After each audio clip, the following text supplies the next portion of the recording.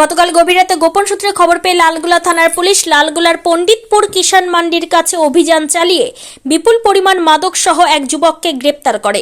বাজেয়াপ্ত একটি motorcycle. ভগবানগোলার SDPO বিমান হালদার জানান, ধৃতের নাম জহিরুল হক, বয়স 30, বাড়ি মুর্শিদাবাদ জেলার লালগোলা থানার বিশ্বনাথপুর গ্রামে।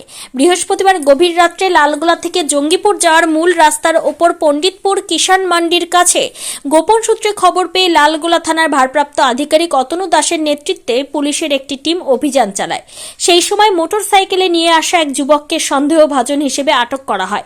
তল্লাশির সময় অভিযুক্তের মোটরসাইকেলের টুল বক্স থেকে 620 গ্রাম হেরোইন উদ্ধার হয়। পুলিশের প্রাথমিক অনুমান, যার বাজার মূল্য আনুমানিক 60 লক্ষ টাকা বলে জানা যায়। তারপর তাকে গ্রেপ্তার করা হয়। উদ্ধার হওয়া মাদকের ভিত্তিতে ধৃতের বিরুদ্ধে এনডিপিএস আইনে মামলা রুজু করা হয়েছে।